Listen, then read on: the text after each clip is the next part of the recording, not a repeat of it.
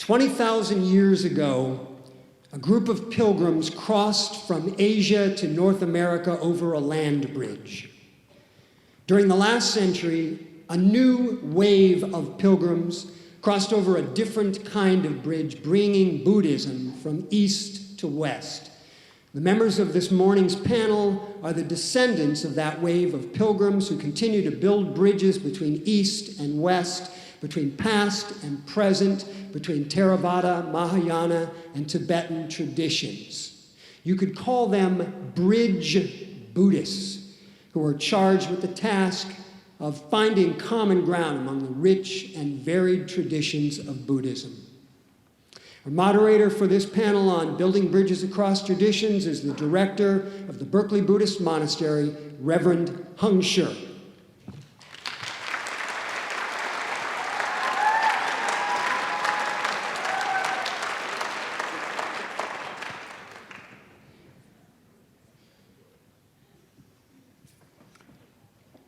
Good morning, everybody. Since our panel is the first one, our job is to introduce some of the themes of the entire gathering. As committed Sangha members from the Theravada, Mahayana, and Tibetan traditions, we're in a position to represent the state of the Dharma in the West in the year 2019.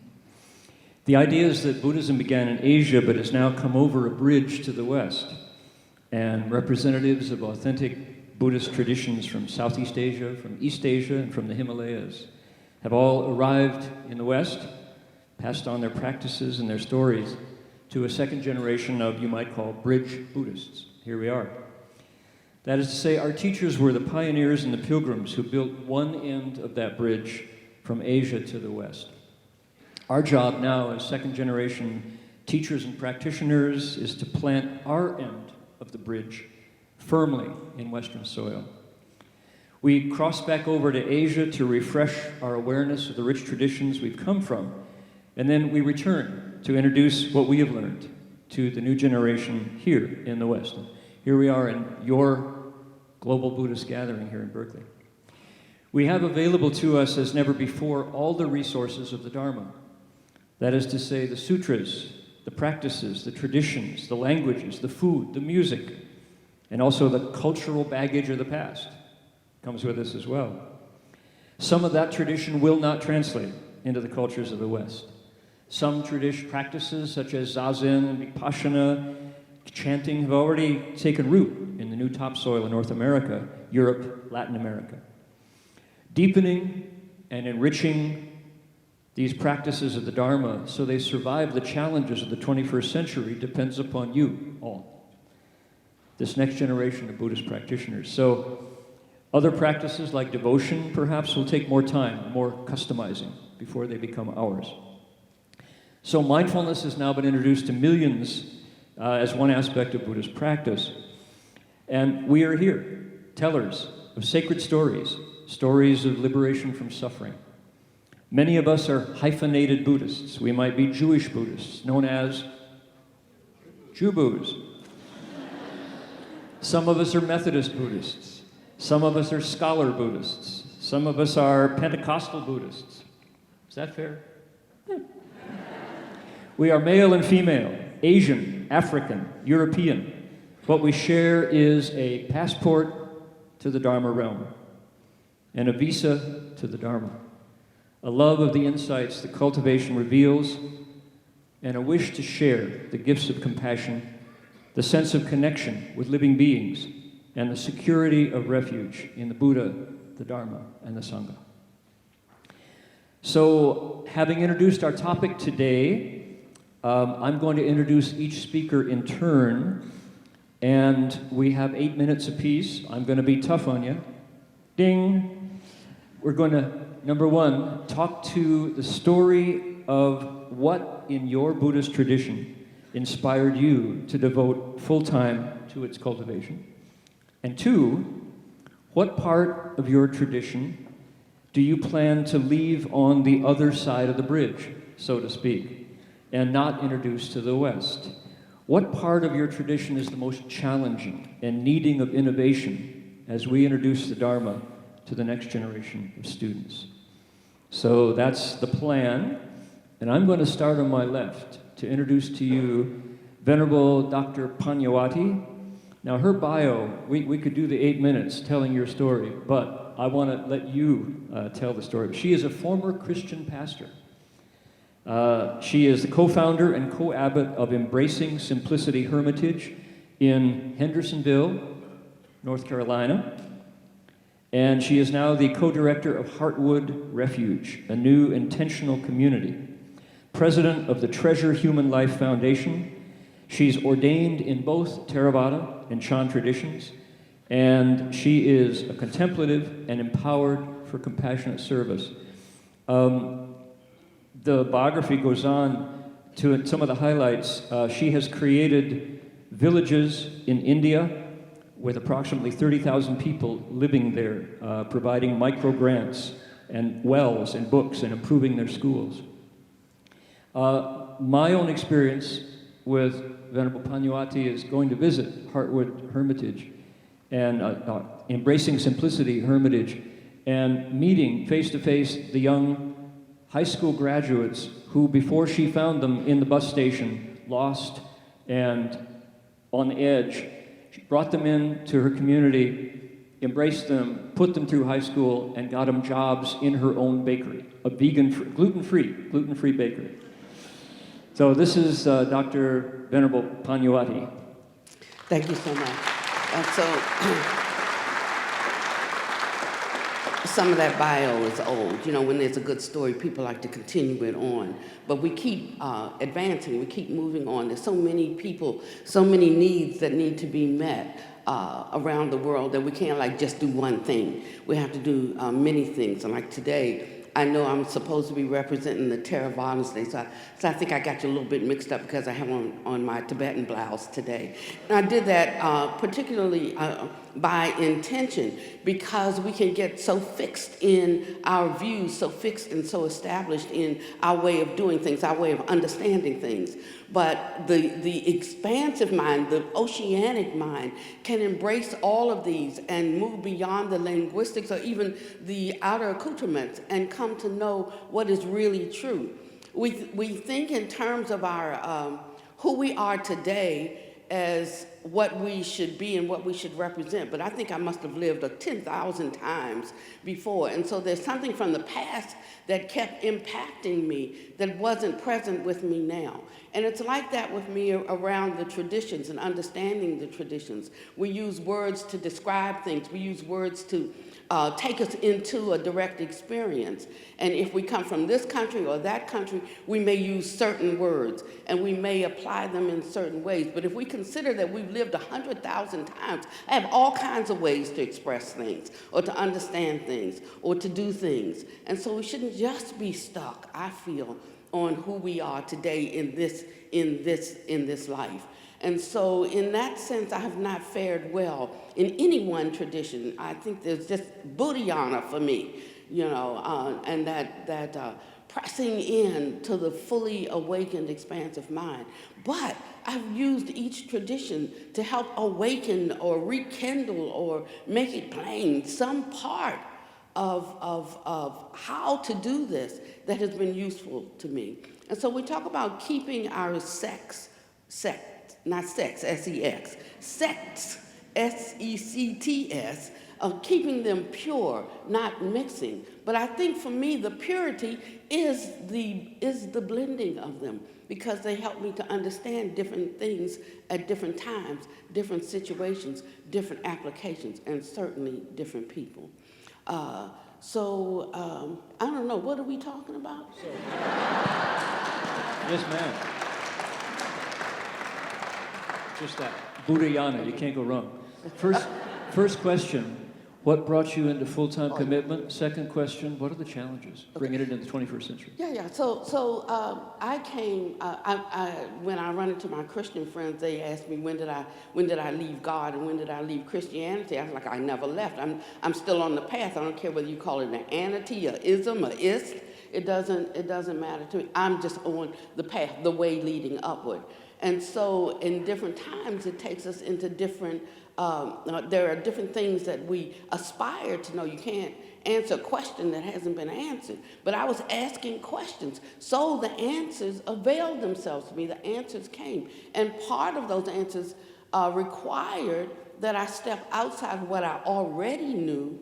It wasn't that I rejected, but I felt there must be more. And what I already knew, and I had to open myself to what I didn't know, what I considered foreign, what I was told not to look at.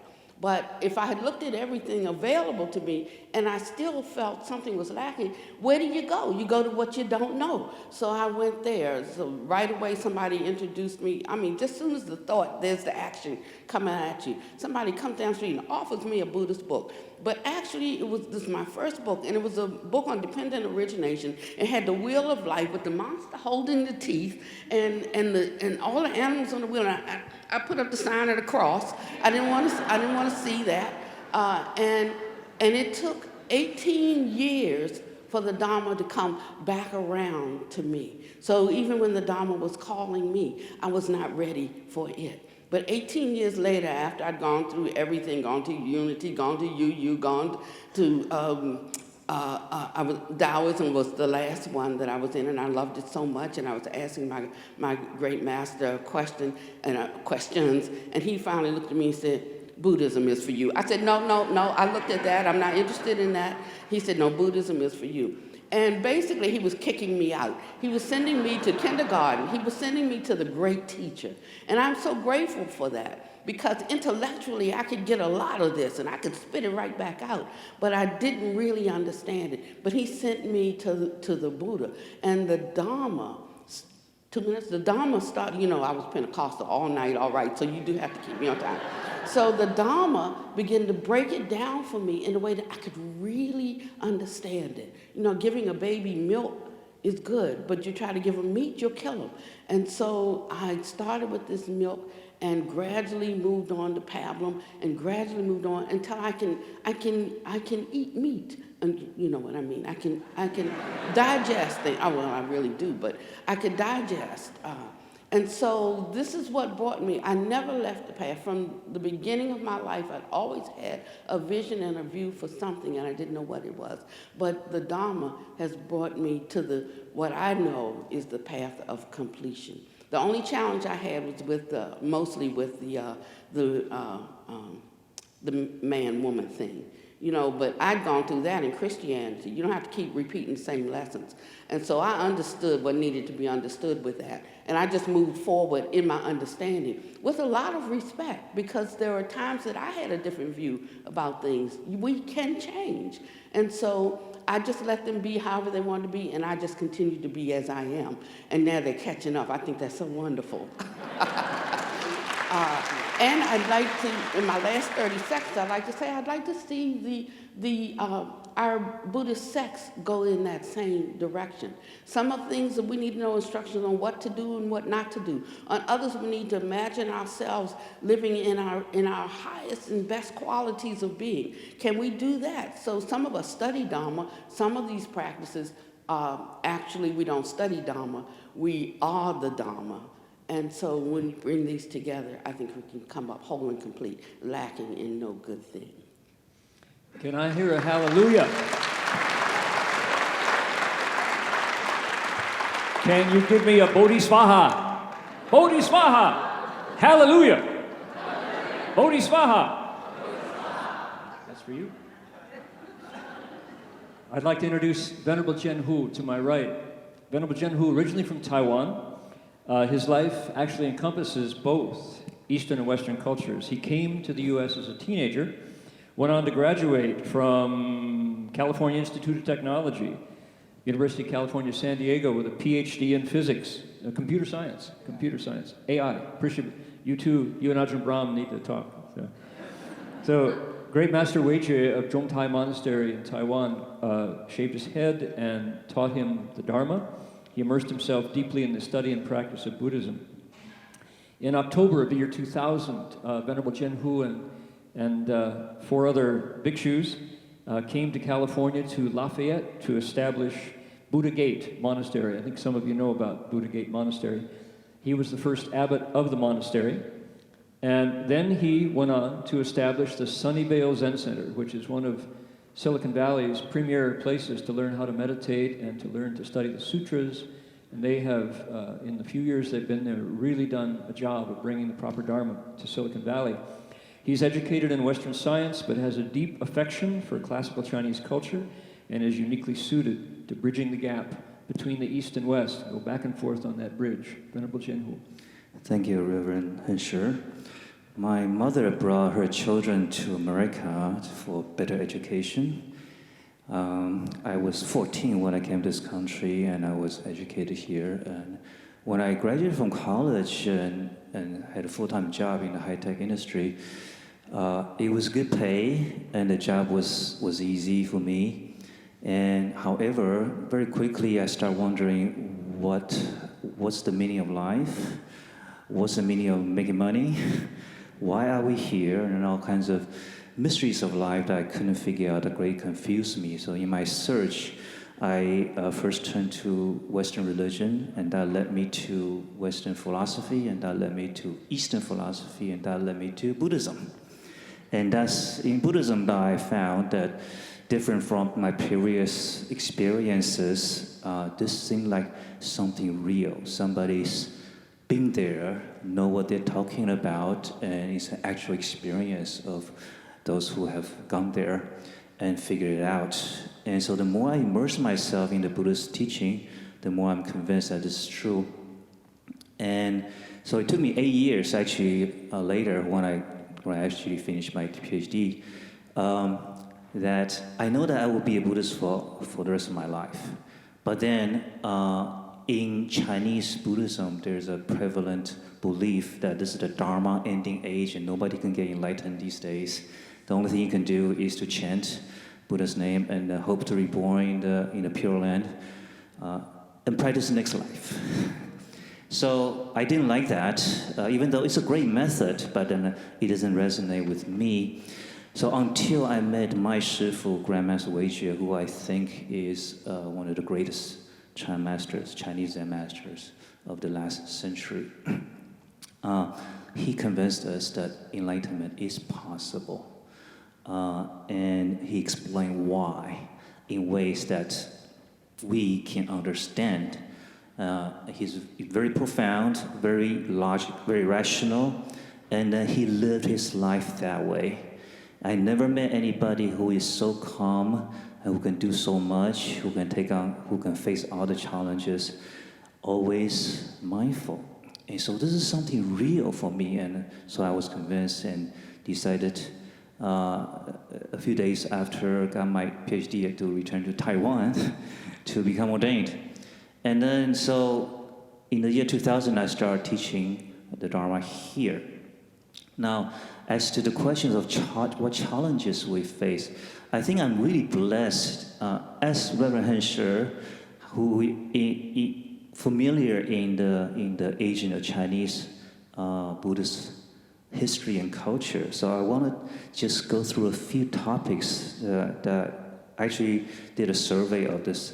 When Buddhism went from India to China, it stayed there for 2,000 years, still vibrant, and how did it happen? How did it take root? And how did it flourish in China?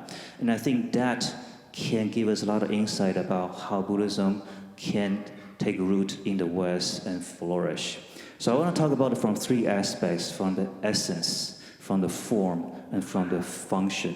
体相用, the essence, meaning that what must be preserved, what cannot change, regardless of culture, language, and region. And one of the most important things, of course, is the translation of the scriptures. And that must be accurate and beautiful, as Buddha taught it. And it took the Chinese 500 years to get it right. And they did over 1,000 years of translation. So from my experience, the Western translations of scriptures are getting better all the time, but still there's a lot of room for improvement. And even though there are a lot of scriptures translated, in reality, probably only 5% of the whole Buddhist canon has seen Western language, but they are the most popular 5% probably, but there are still vast knowledge, vast teaching that most people have never heard of. So this probably will go on for another 100 years. And also, most of the translators, famous Chinese translators of Buddhism into Chinese, are monks who practice, who live their life, who may have been enlightened as well. But most of the translators into the West are scholars, so that's quite different. So this is something we need to think about. Also, a second topic is the building of the Sangha, the monastic Sangha, the three jewels, Buddha, Dharma, and the Sangha. So Sangha, traditionally, Indian Buddhism, Chinese Buddhism, means the monastic community. And that's because when the lay person have to take care of a family and worry about a job and then children, they can do a real good job, but it's really, really difficult. But the monastics devoted their life to preserve, study, practice, and perhaps propagate the Dharma. So the three pillars must be established, and that is not so much in the consciousness of Western Buddhists yet. 2 minutes, okay. And so another is the comprehensive study of the Buddhist scriptures.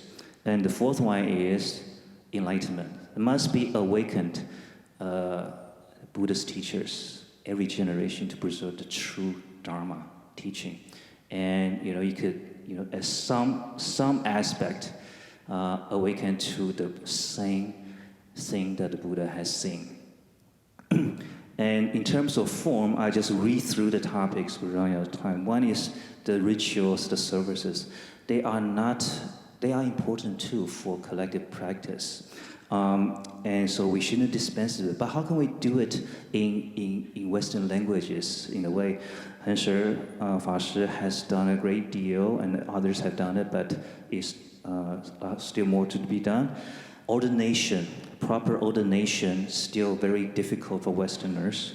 The good and deep, in-depth instruction and practice of meditation. After mindfulness, I wasn't aware that mindfulness was already done with that.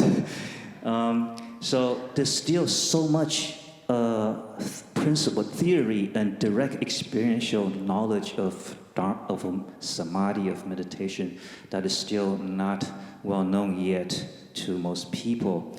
How can the Buddhist temples in the West be self-sustainable like the churches? In terms of function, Buddhist art, what would an American Buddhist statue look like? What would an American Buddhist temple, or what a European Buddhist temple look like? That's fascinating to think about. Government regulations to religious institutions are mostly modeled after churches, not too applicable to how the Buddhist temple function. And then interfaith. Buddhism has been very, very just beginning to be represented in interfaith talk, and we have done quite a bit of that, but not enough. How do we teach Buddhism to the younger generation? And I think Taiwan where I'm from, has done a great deal, and we can look into that.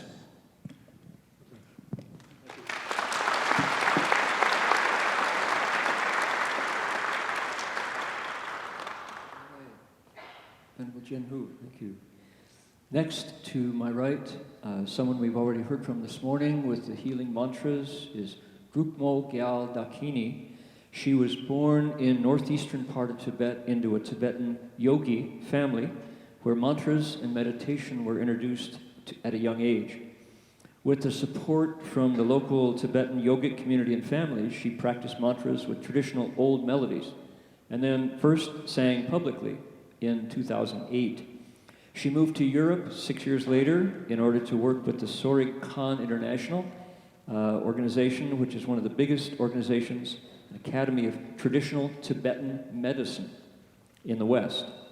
And she has now produced 5 albums of Tibetan healing mantras and chants. We heard some of them this morning with musicians from all over the world. She's traveled to more than 20 countries to share concerts, public talks, workshops, and courses on healing mantras, yoga, meditation.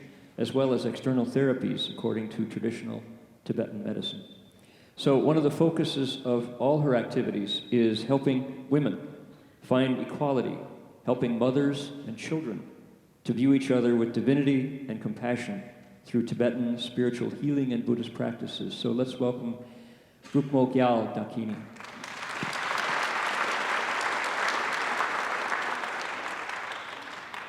Trasidele. That's the greeting that we would usually say in Tibet. I feel very pressured after hearing all the talks, and then I'm the youngest in flesh. I reincarnated much later. So I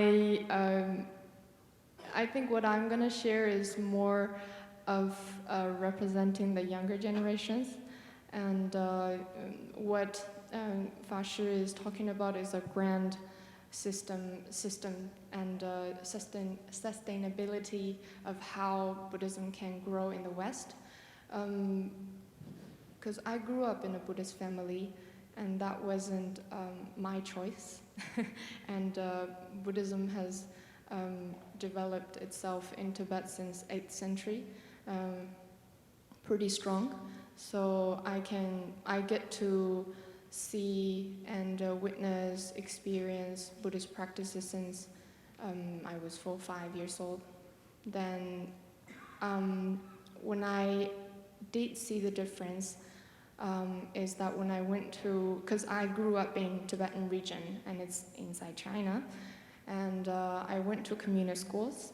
Then I had to go through all kinds of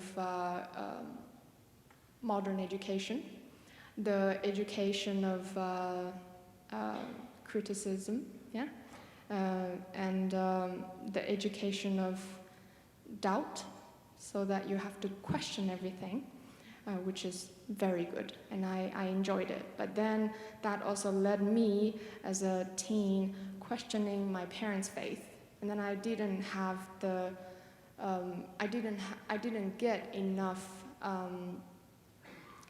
reasons, because I'm trained to get reasons to believe in something, and then I didn't get enough reasons to believe in the belief that my parents, grandparents had. But then I came across Tibetan medicine, which was a very down-to-earth system, talks about how to heal the body. And then healing the body, it involves the mind, it involves the energy. So talking about Tibetan Buddhism, I cannot represent Tibetan Buddhism.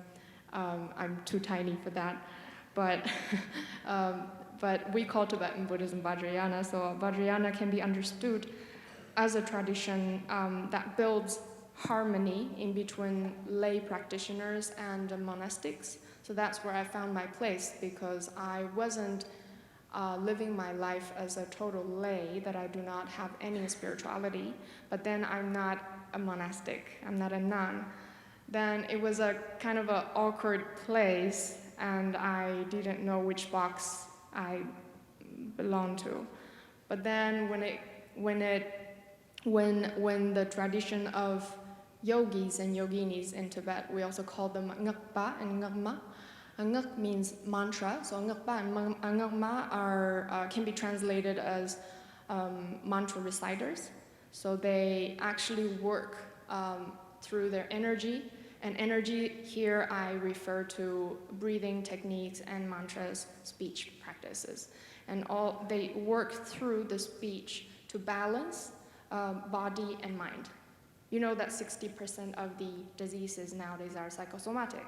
So, you know, if the energy is imbalanced, then the energy is going to attack the mind, and the mind is going to attack our body, so we're sick and unhappy.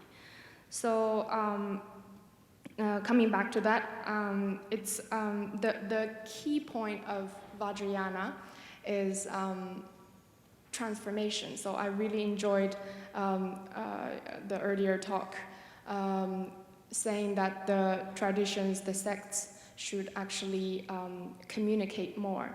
And the communication, the efficient communication is through a well-trained skill of transformation, so that we are able to transform our inner poisons into wisdom, or we're able to transform our discursive thoughts through seeing its nature, so that we do not stick or stuck with any of the appearances, or like, okay, 2 more minutes, yes, I'm getting there. And then, yeah, so the key point is transformation, but of course the foundation for Hinayana, Mahayana, Vajrayana are all the 4 measurables. That's why Alan this morning accompanied me to share this 4 measurable quality and Om Mani Padme Hum Shri mantra. And the other one that I would like to say is Vajrayana is also a medical, has its medical aspect, and it actually blend in to Tibetan medicine, the Vajrayana, so that actually we do not only study the physical anatomy, we also have a Vajra anatomy, which talks about the channels, chakras, how they relate to each other, and how do we work through, we call Long in Tibetan, in Sanskrit prana, and then in Chinese qi. Yeah? So through working through qi, prana, long, we're able to achieve that balance, or to bring that mental peace so that our mind doesn't attack our body. And because of that medical aspect, I think my logistic hunger was kind of satisfied, and I was able to find a physical reason, like a more gross level of the reasons, and then I can relate that to the spiritual level or the energetical level. So it made pretty much sense. So that's why I decided to spend more and more time in introducing to the public about the healing mantras, the mantras of healing system, Tibetan healing system. And the other one is quickly the innovative approach. So I believe that because the younger generations are so much into science and computer science, so we should really somehow blend the Buddhist practices such as Bardo practices, if you have heard, and dream yoga, Bardo yoga, and Julu, the illusory body yoga. The content of these yogas are massive, and they can be really just presented through VR and through modern techniques and approach to younger generations. So I think that's very, very important approach, very innovative and important approach. Thank you.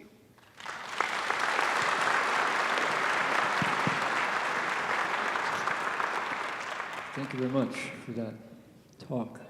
In the time that we have remaining, the question that we're going to share with each other is, being committed practitioners of traditions, what part of your tradition are you going to leave on the other side of the bridge?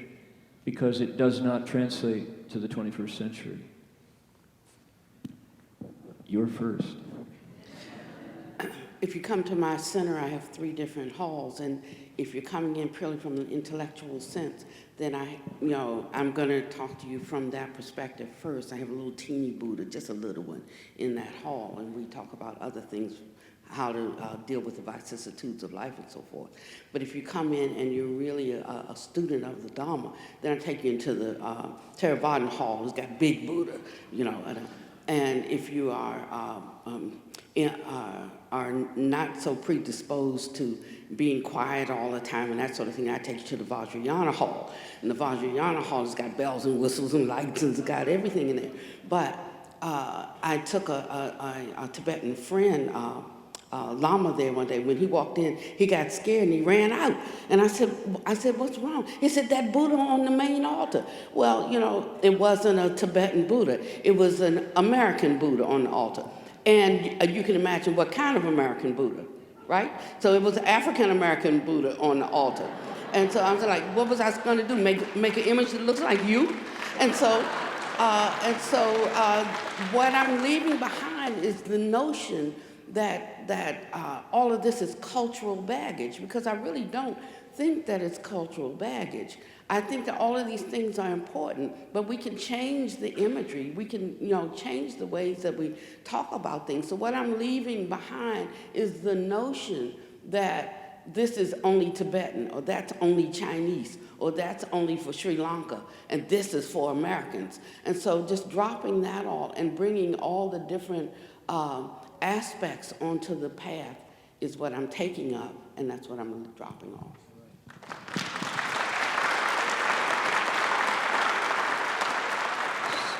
So Venerable Jian Hu talked a lot about translation, so let me phrase the question. What about the Chinese Mahayana that you were trained in does not translate currently to Silicon Valley in the 21st century? I think a lot of the ritual aspects, a lot of people turn to Buddhism because they didn't like the rituals in Western religion. So they are kind of against it and thinking that Zen Buddhism or Chan has none of that, but actually we do. We have a lot of those.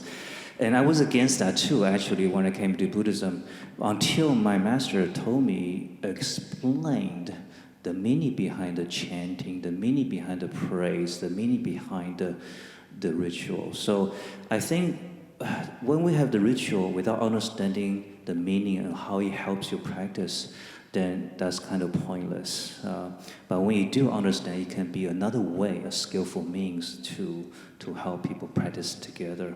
You're probably seeing images of these in Chinese monastery in China. The people burn like a huge batch of incense, so just making a lot of pollution. That can probably be left behind. There are certain cultural, very Chinese cultural aspects. I don't think I need to go into details because it doesn't really relate to people here. But I think it's also important to find American culture or Western culture that can integrate well with Buddhist practices. Okay.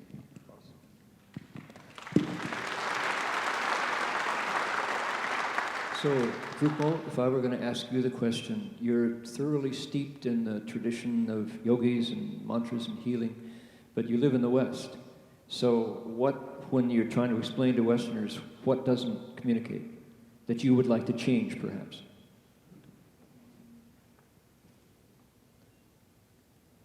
My experience of living in the West is still pretty short, only about 5 years in Europe and traveling around the world. What I see is that people do not have enough trust in themselves. They don't feel comfortable with themselves. And even if you tell them that they're so good, they're just perfectly imperfect. And because we're all imperfect in a sense, but we're perfectly imperfect. And I think people with a lot of love around them try to tell that and try to let them understand, but they could not, a lot of people in the West, I see that they cannot accept who they are internally, and they try to all be good, and I think that's kind of really tiring. Being a bad person sometimes can take more sacrifices and can actually bring a lot of goodness, but I mean bad in a sense, in a special way of bad, yeah. That's hard to communicate with people in the West. Since you got the microphone, could I ask you to say just a word about your work with introducing the West to filiality and the sense of connection to parents, particularly to the mother and women? I know she has a YouTube video that speaks to that, and very moving. Maybe just give us a little bit of how important that is. Mm-hmm. So we believe that in the system of reincarnation, we have once been each other's mothers. So if we do remember the kind of unconditional love we received from our mothers, then that would really just melt all the ice in between. And I understand that a lot of discursive thoughts have penetrated into our modern culture, not only in the West nowadays. I see that in the East, where Xiaodao is, where affiliation is so strongly rooted, is also being questioned. A lot of Asian families are having problems in terms of the relationship between parents and children. But then in the West, it's really absent. There is really not enough understanding and love in between kids and parents. So in most of my talks, I'm emphasizing on the impermanent life, or the precious human life that is being given to us by our parents. And that's the most important and the beginning of our life. And anything we enjoy in our life, we should give thanks to our parents, because they gave us this unconditional, blissful life.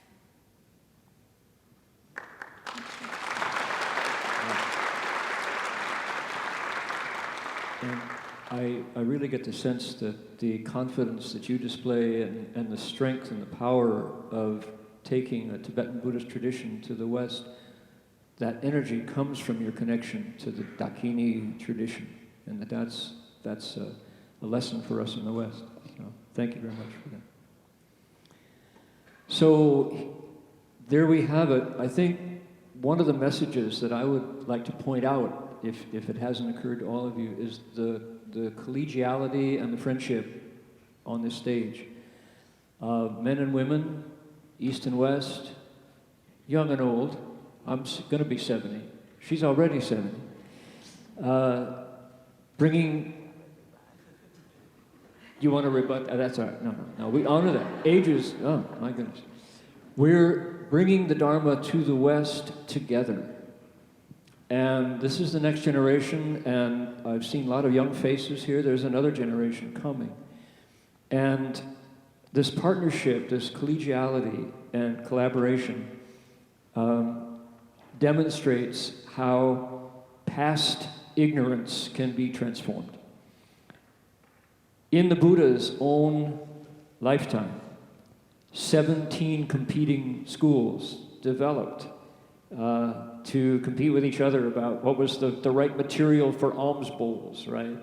That sort of thing. That kind of sectarianism... They didn't kill each other, though. What's that? They didn't kill each other. They didn't kill each other, that's true. We have something in the 21st century that's brand new, that's right.